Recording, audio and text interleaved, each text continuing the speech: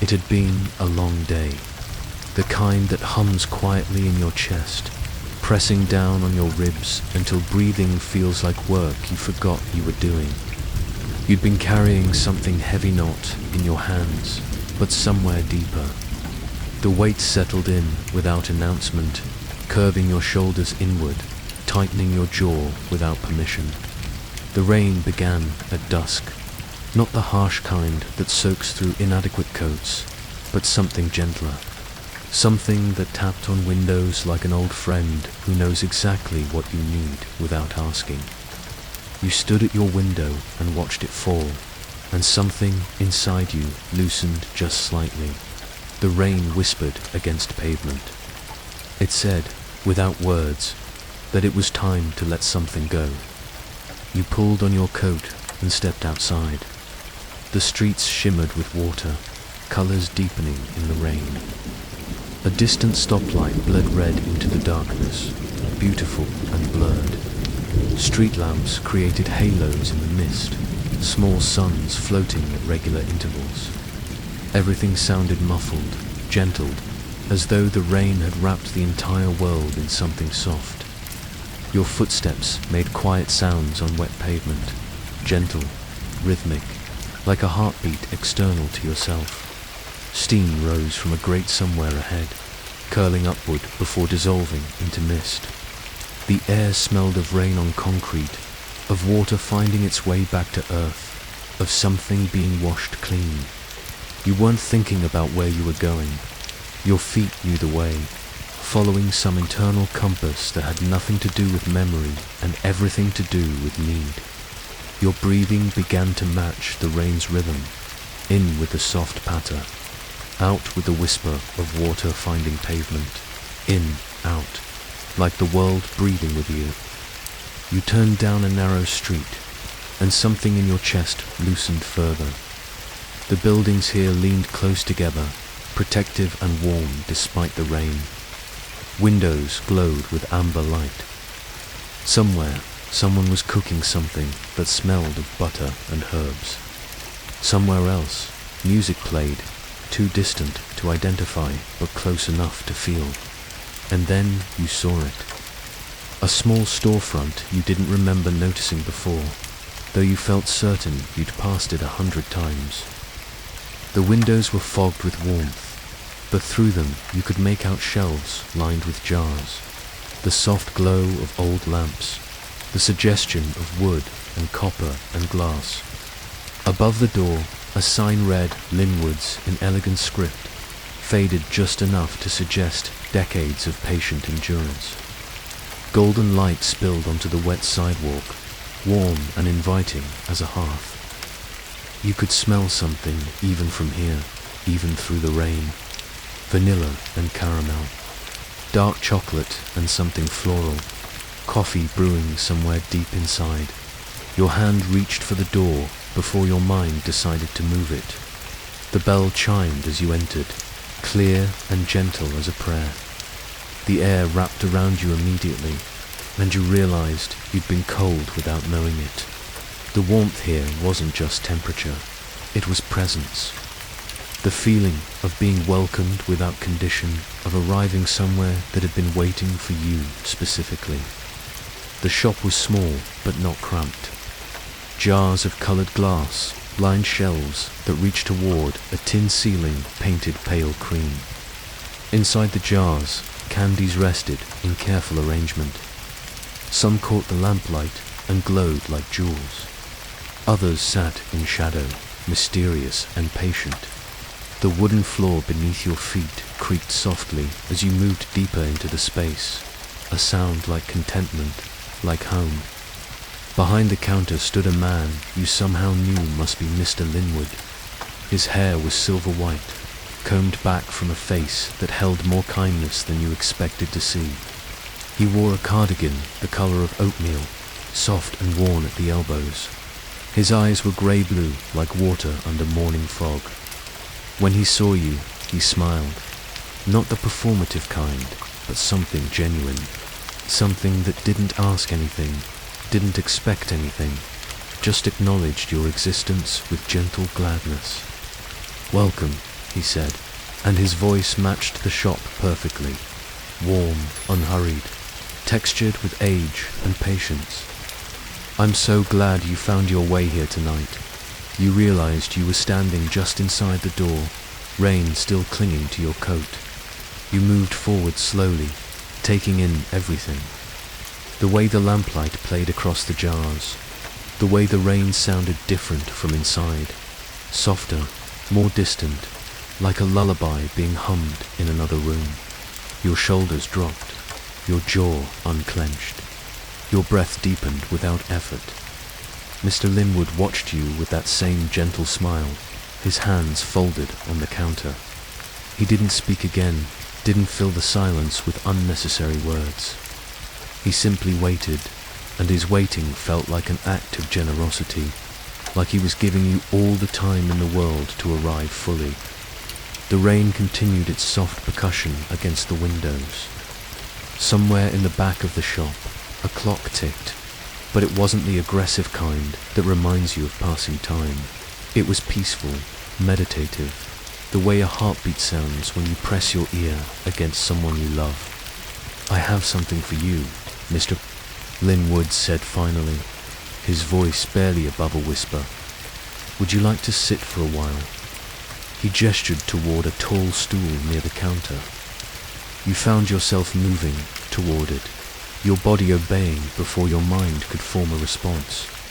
The stool was old wood, smooth and solid. When you sat, it held you perfectly, as though it had been made to your exact dimensions. Mr. Linwood reached beneath the counter and brought out a small wooden box.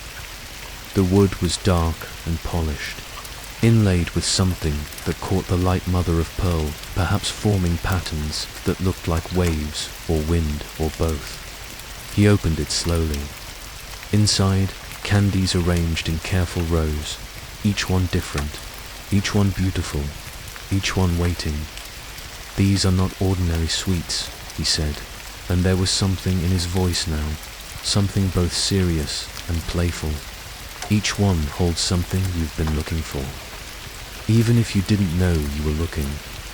He selected the first candy with careful fingers, placing it in a small dish before you. It glowed amber under the lamplight, warm and golden as late afternoon sun. This one is made with honey and butter and time itself, he said. It's called the memory of warmth. The candy rested in your palm, and you were surprised by its warmth, as if it had been held close to someone's heart.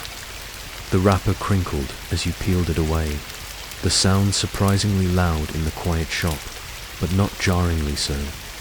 It was the sound of something being opened after a long time shut away. The caramel itself was smooth, amber-colored, translucent when you held it to the light. You brought it close and smelled honey first, rich and golden, then butter, then something deeper, something that smelled the way sunlight feels when it falls across your face on a perfect autumn afternoon. You placed it on your tongue and let it rest there. The sweetness arrived in waves, each one revealing something new. Honey first, yes, but also butter and cream and something caramelized, something that tasted like time itself, like patience made edible. And then, without warning but somehow without surprise, you were somewhere else. Not the shop, though you could still feel the stool beneath you, still hear the rain against the windows, but also somewhere more real than real. A kitchen materialized around you, and you knew this kitchen. You'd been here before, though it had been years since you stood in this exact spot. Your grandmother's kitchen on a Sunday afternoon in October. The windows fogged with steam from a pot of something simmering on the stove. The old radio in the corner hummed a tune you couldn't quite name but knew by heart. Your grandmother stood at the counter, her hands dusted with flour, rolling dough on a wooden board worn smooth by decades of the same patient motion. You could see her so clearly now. The way her silver hair was pinned back with bobby pins that never quite held everything in place. so small wisps escaped and curled around her face. The way her hands moved, sure and gentle. The way she hummed along with the radio without realizing she was doing it. And the rain. You could hear it now, tapping on the tin roof above. Gentle and persistent. The same rain that was falling tonight. You were small in this memory. Your feet barely touched the floor from the tall stool where you sat watching. There was a copper pot on the stove, and inside it, caramel bubbled and swirled, golden and thick, like liquid light captured and contained. Your grandmother stirred it with a wooden spoon, and you watched the surface move, mesmerized. The kitchen smelled like happiness, if happiness had a smell, like butter and sugar and cinnamon and something baking in the oven. Blue and white checkered curtains moved slightly in a breeze from somewhere. A ceramic jar shaped like a hen sat on the counter, holding wooden spoons and whisks. The clock on the wall ticked peacefully, measuring time but not demanding anything from it. Your grandmother turned and saw you watching. She smiled, that particular smile that was only ever for you. "Almost ready," she said, though you didn't remember asking. "We'll let it cool just a little, and then you can have the spoon." And you understood now. With the caramel melting on your tongue in Mr. Linwood's shop, what made that moment so perfect? It wasn't just the sweetness waiting for you, though that was part of it. It wasn't even the love, though that was everything. It was the complete absence of hurry. The sense that this moment was exactly where you were supposed to be, that nothing else existed beyond these walls. Beyond this warm kitchen, with rain on the roof and caramel bubbling on the stove, and your grandmother's hands shaping dough with complete attention, full presence, no elsewhere to be, you realized, sitting in the candy store with the memory vivid as morning light. How much of your life since then had been spent moving, reaching, chasing the next thing. How seldom you'd allowed yourself to simply be in a moment without one part of your mind already planning the next move. The caramel melted further, coating your mouth with warmth, and you felt something you hadn't felt in years. A kind of quiet joy, uncomplicated and clear. The joy of a child who doesn't yet know that time is supposed to be scarce, who doesn't know that rest must be earned. Just the joy of being alive on a rainy afternoon with nowhere else to go and someone you love nearby, making something sweet just because. The memory began to fade, not harshly but gently, the way fog lifts when morning sun touches it. Your grandmother's kitchen dissolved back into the amber light of the candy store, but something of it remained. The warmth, the permission, the reminder that you once knew how to be present. You opened your eyes and found Mr. Linwood watching you with that same gentle smile. He didn't ask you to describe it. He didn't need to.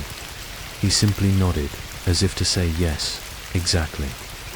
The rain continued outside, patient and endless. The second candy sat in a small silver dish that Mr. Linwood slid toward you across the polished counter. His movements were unhurried, as though time here obeyed different rules entirely. This candy was different from the first, pale purple like twilight just before the stars appear, like the sky when day hasn't quite let go but night is already arriving. It was smaller than the caramel, more delicate, shaped like a tiny dome. When you picked it up, it felt almost weightless, like holding a smooth stone that had been in a river for centuries. The surface was dusted with something fine, perhaps sugar.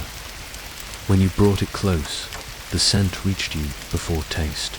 Lavender, not the sharp, medicinal kind, but soft, earthy, like walking through a garden at dusk when the heat of the day has finally released its grip and the plants breathe out their secrets into cooling air. You placed it on your tongue, and the flavor bloomed slowly, gently, the way light spreads across a room when you open curtains just a little. It was floral, yes, but also grounded. Sweet, but not cloying. There was honey in there somewhere, and cream, and something that tasted faintly of spring rain on soil. Mr. Linwood leaned against the counter, his hands folded loosely. Lavender has a way of quieting things, he said. Not by force, but by invitation. It asks the mind to stop circling, to stop rehearsing tomorrow or replaying yesterday. You listened, and as you did, you noticed something shifting inside you. A tightness in your chest you didn't know was there began to loosen, like fingers unclenching after holding on too long. Your shoulders dropped another inch. Your jaw, which you now realized had been clenched, released. The lavender moved through your body like a whisper, soft and insistent, reminding you of things you'd forgotten. That your body wasn't an enemy to be managed. That it wasn't a machine to be optimized or a problem to be solved. That rest was not laziness. That stillness was not the same as stagnation. The rain outside had found its rhythm now, neither increasing nor fading. Just a constant, gentle presence that held the night together. You realized you'd been holding your breath without knowing it, living in a state of perpetual tension. Muscles coiled for action even when no action was required. Mr. Linwood poured you a glass of water, cool and clear, and set it beside you. The glass beaded with condensation immediately, tiny droplets forming like morning dew. You reached for it and drank, and the water tasted impossibly clean, impossibly pure. We spend so much time, Mr. Linwood said quietly, almost to himself, looking not at you, but at the rain-streaked windows, trying to fix the noise. We think if we just organize our thoughts better, plan more carefully, control the variables, then we'll find peace.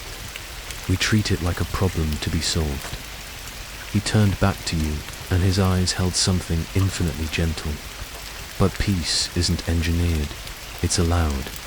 It's what happens when you stop insisting that this moment should be different than it is. When you let yourself be exactly where you are, exactly as you are. His words settled into the room like snow, soft and accumulating. Each one landed gently, but together they created something substantial. The lavender bonbon continued its slow dissolve, and you realized you weren't thinking about what comes next. You weren't planning or worrying or rehearsing conversations that haven't happened yet. You were just here, tasting lavender, listening to rain, feeling the solid wood of the stool beneath you. For the first time in longer than you could remember, you felt something close to contentment.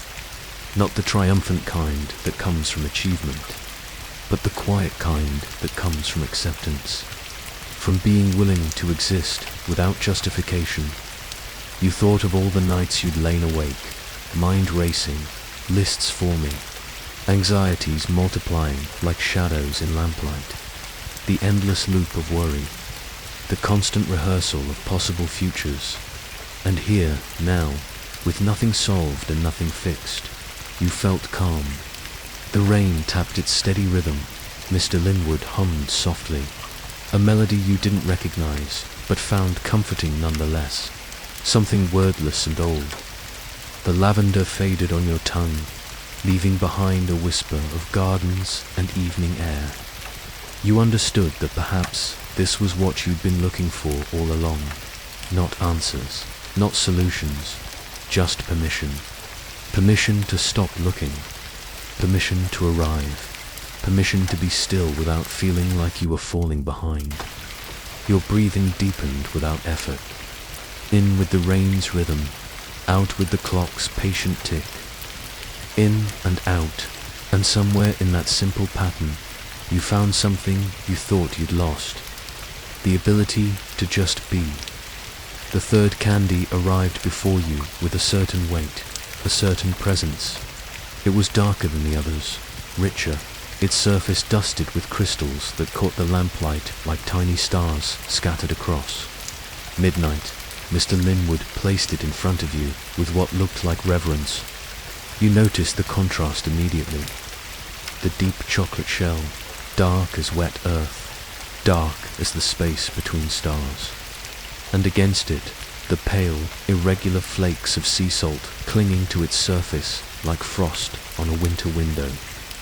It looked almost contradictory, like two things that shouldn't belong together but somehow did. You picked it up carefully, feeling the slight roughness of the salt against your fingertips, the smooth chocolate beneath. It was heavier than it looked, dense with something more than cocoa and sugar. When you bit into it, the shell cracked with a satisfying snap, giving way to something impossibly smooth beneath. The chocolate came first, dark and intense, with notes of earth and wood and something faintly bitter, like coffee left to cool on a winter morning, like autumn leaves turning to soil. It wasn't sweet, not exactly. It was profound. It asked something of you, demanded attention, refused to be ignored. And then came the salt, bright and sharp, cutting through the chocolate's richness with absolute clarity. It didn't blend, it contrasted, it challenged, and yet, instead of clashing, the two elements danced together, each one making the other more vivid, more true. You closed your eyes and tasted the interplay, the push and pull, the way contrast creates harmony. And with that taste, memories arrived unbidden. Not the soft, golden ones of childhood this time, but the sharper ones, the ones that still had edges. You thought of someone you'd loved, years ago now, maybe longer, the way their laugh could fill a room, the way they looked at you sometimes, like you were the only solid thing in a world that wouldn't stop moving, the way their hands felt in yours, rough and warm and certain. You remembered the last conversation, standing outside a cafe in rain, much like tonight's rain. Both of you saying things you couldn't take back. Both of you right and wrong in equal measure.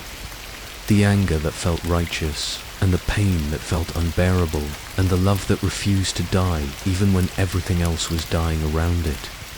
You remembered the ache that followed. The hollow months of learning to sleep alone again, to cook for one person, to stop reaching for the phone to share small moments that no longer had a witness. The mornings that felt like swimming through thick water, the nights that stretched too long and too empty. The pain had been real. The loss had been real. You could feel it even now, sitting in the candy store with chocolate and salt dissolving on your tongue, a dull echo of what once felt like it might break you completely. But so had the love, so had the joy, so had the mornings tangled together in soft sheets, the conversations that lasted until dawn. And you realized now, with sudden clarity, that you wouldn't erase any of it. Not even the ending, not even the pain. Mr. Linwood's voice came softly from somewhere nearby. Salt and sweetness are often kept apart, he said. We think they're opposites, that one cancels the other. But that's not quite true, is it? Salt doesn't ruin sweetness, it reveals it, and sweetness makes salt bearable, even beautiful. Neither one is complete without the other. You opened your eyes and looked at him, this strange, gentle keeper of candy and wisdom. You understood what he was saying without him needing to say more. Vulnerability wasn't weakness. Sorrow wasn't failure. The capacity to feel pain deeply was the same capacity that allowed for joy, for love, for wonder. You couldn't selectively numb. You couldn't choose to feel only the easy things. To be alive was to be capable of being hurt. To love was to risk loss. The truffle continued to melt on your tongue, and you felt something shifting in your chest. Not breaking, opening. A tightness you didn't know you were holding, released like a fist uncurling, like ice melting in spring sun. You thought of all the ways you tried to protect yourself over the years, building walls of busyness and control, convincing yourself that invulnerability was strength, that independence was the same as wholeness, that if you just didn't need anything from anyone, then you couldn't be disappointed or abandoned or hurt. But sitting here in the quiet candy store with rain falling outside and chocolate dissolving slowly in your mouth, you saw it differently. Strength wasn't the absence of softness. It was the willingness to remain soft even after you'd been hurt. It was staying open when closing would be easier. It was reaching out again after your hand had been slapped away. You let yourself remember, not with regret, but with gratitude. For the love, yes, but also for the loss. Because the loss taught you something the love alone couldn't. That you were strong enough to survive heartbreak. That endings didn't erase what came before. That pain was proof of having loved deeply. And loving deeply was the point, even when it didn't last, even when it ended, even when it left SCAR. As the rain continued its patient song against the glass, the clock ticked, the lamplight held steady, and you sat with it all, the bitter and the sweet, the salt and the chocolate, letting them exist together, letting them be true at the same time. The truffle was gone now, leaving only the ghost of flavor on your tongue, but its lesson remained. Softness was strength, vulnerability was courage, and the heart that could break was the same heart that could hold the entire world with tenderness. The final candy seemed almost unreal, resting on a small white plate like something conjured from dream rather than made by human hands. It was translucent and pale as morning mist, as moonlight reflected on still water, as the color the sky turns just before dawn. You reached for it slowly, half expecting it to dissolve at your touch, but it held its form, soft, yielding, impossibly light. When you lifted it, the candy caught the lamplight and seemed to glow from within, pearl white and luminous. You brought it to your lips, and the texture surprised you. Not quite solid, not quite air, somewhere beautifully between. You placed it on your tongue, and it began to melt immediately, dissolving as naturally as mist evaporates when morning sun touches it. It tasted of vanilla first, but not the extract kind. The real kind, subtle and complex. Then cream, rich and smooth. Then something you couldn't name. Something that tasted the way starlight looks, the way silence feels when it's peaceful rather than lonely. As the marshmallow melted, a drowsiness began to settle over you like a blanket being drawn up slowly, gently, by caring hands. Your eyelids grew heavy, not with exhaustion, but with a kind of peaceful surrender. The edges of the room began to soften. The shelves and jars blurred slightly, their outlines becoming suggestions rather than certainties. The sounds of rain became distant and dreamlike, as though you were hearing them through water or from very far away. Mr. Linwood's shop began to fade at its borders, the walls becoming translucent, the ceiling opening up to something vast and star-filled. And then, without quite knowing how or when, you found yourself somewhere else entirely. You were standing in a field of tall grass, golden in late afternoon light. The grass reached past your waist, moving in waves with a breeze that smelled of honeysuckle and summer and freedom. The sky above was vast and cloudless, the kind of impossible blue that only exists in memory or childhood or both. And there, a little ways ahead, you saw a figure. A child of perhaps 7 or 8, wearing a sundress the color of cornflowers, hair loose and wild. The child was laughing, spinning in circles with arms outstretched, head thrown back, completely unself-conscious, completely alive. You knew, without being told, that this was yourself, your younger self. The version of you that existed before the world taught you to be careful, to be small, to measure joy in appropriate doses. The child stopped spinning and looked directly at you, And there was no surprise in those eyes, only recognition, only gladness. A smile without agenda or performance, just pure delight at being seen, at being here, at being alive. You wanted to speak, to ask something, to say something important, but the words didn't come. Instead, the child ran toward you, barefoot and graceful, and took your hand. Those fingers were warm and certain, surprisingly strong, and the child tugged you forward, deeper into the field. "Come on," the child said, voice bright as bells. "I want to show you something. I want to show you what we forgot." And you followed, your heart opening like a flower in time-lapse, petals unfurling one by one. You walked together through the golden grass, and you realized you were crying, but not from sadness, from relief, from recognition, from the overwhelming tenderness of meeting yourself again after so long apart. The child squeezed your hand and pointed ahead, where the field sloped down toward a small pond. The water was mirror still, reflecting sky and clouds and the last amber light of day. "This is where we come to rest," the child said softly, and the voice now sounded older, wiser. "This is where we remember that we don't have to earn it. Rest, peace, dreams, they're already ours.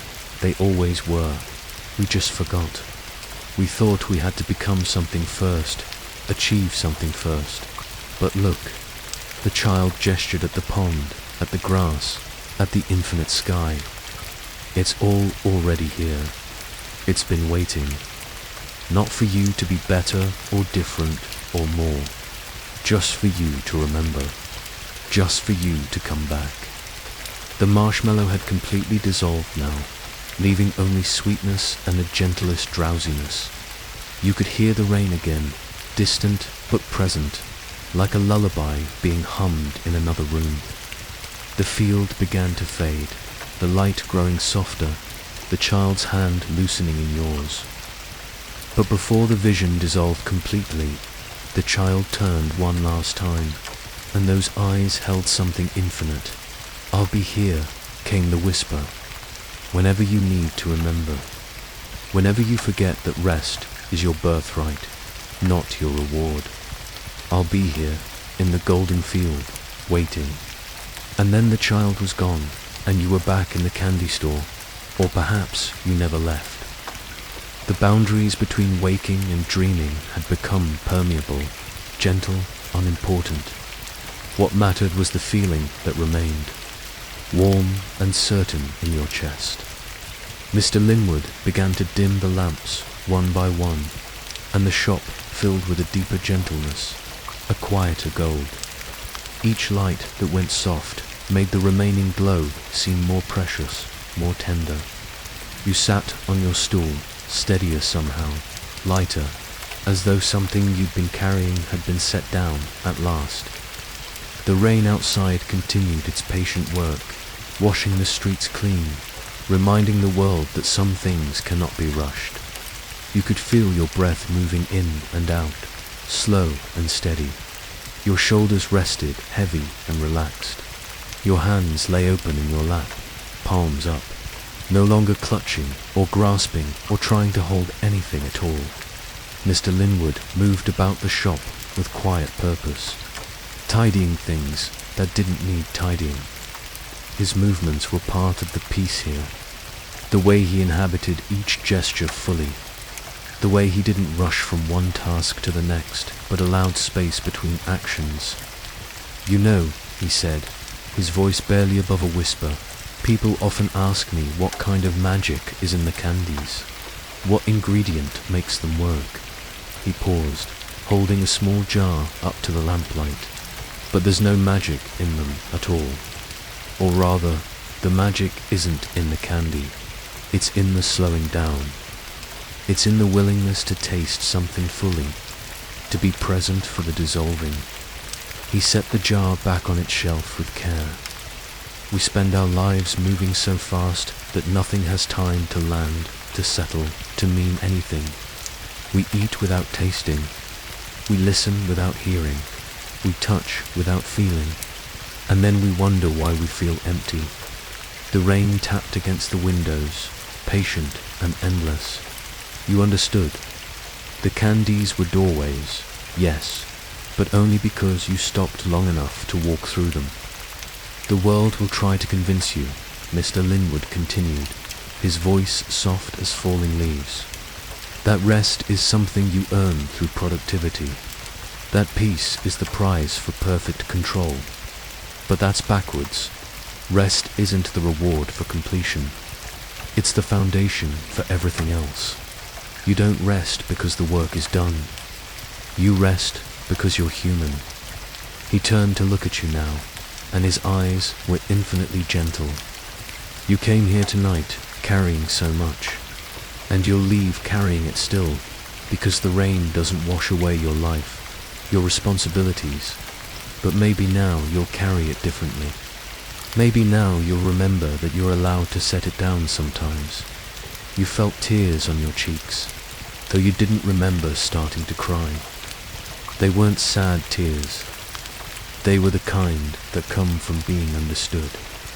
"Thank you," you whispered, and the words felt inadequate for what you meant. Mr. Linwood smiled, and it reached his eyes.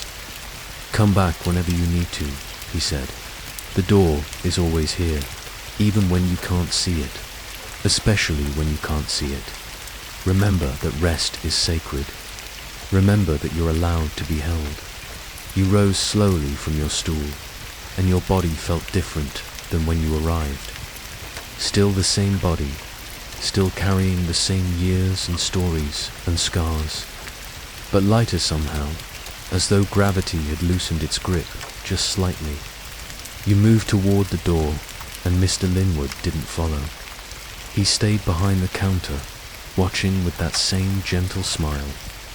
The bell chimed as you opened the door, the same clear note that welcomed you, and you stepped back out into the rain. The air was cool and clean, washed fresh by hours of steady falling. The streets shimmered with water, reflecting lights that blurred into soft halos in the mist. You pulled your coat close, but not against the rain. The rain was a friend now, a companion. Your footsteps made soft sounds on the wet pavement, a gentle rhythm that matched your breathing, in and out, step and step, rain and breath and motion, all part of the same pattern, all connected in ways you could feel but didn't need to name. The city around you had changed, or perhaps you had changed. The buildings looked softer at their edges. The street lamps glowed with warmer light. Even the sound of distant traffic seemed gentler. You didn't rush. There was nowhere you needed to be except here in this moment. Walking through rain-washed streets with the taste of marshmallow still faint in your memory and the feeling of a child's hand warm in yours. You thought of your apartment waiting ahead, your bed with its soft sheets, your pillow that knows the shape of your head, the darkness that will hold you gently as you finally let yourself sleep. The rain continued to fall, and you walked through it with a kind of gratitude you hadn't felt in years. Gratitude for the wet streets and the golden light that led you to Linwood's door.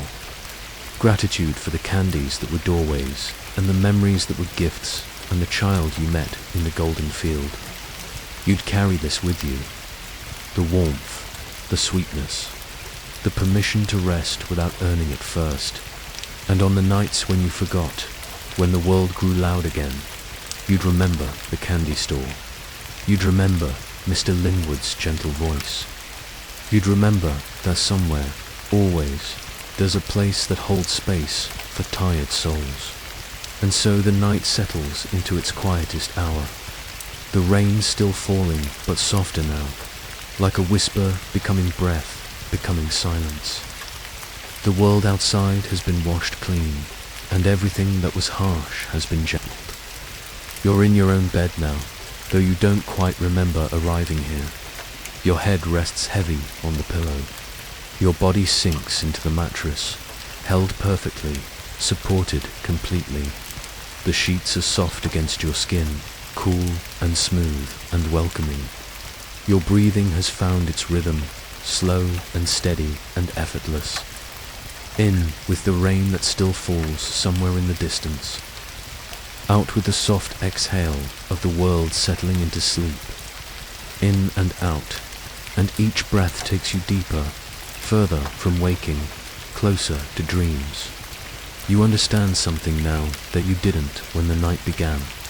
Rest is not weakness. Dreams are not indulgence. The soft parts of yourself, the parts that remember wonder, those are not the parts you need to fix. They are the parts you need to find your way back to. Let yourself drift now, the way rain finds its way home, the way sugar dissolves into warmth, the way a child falls asleep knowing they are safe and held and loved without condition. There's nothing more to do tonight. No problem that can't wait until morning. Just your breath, slow and steady. Just your body, heavy and warm against soft sheets. Just this moment, and the next, and the gentle dissolve into sleep. The rain continues somewhere in the distance, patient and endless, washing everything clean. Your eyes are closed, your jaw unclenched, your shoulders fallen away from your ears, every muscle releasing, every tension unwinding, every bit of holding on becoming letting go. The story is over now, but the peace remains, settling over you like fresh snow, like morning mist. In the golden field, a child spins with arms outstretched. In a small shop, lamplight glows behind fogged windows. In your chest, something warm and certain knows that you are allowed to rest, that you have always been allowed. The rain sings you into dreams. The night holds you with infinite gentleness. And you sleep, finally, deeply, peacefully, the way you were always meant to sleep, held, safe home, sleep.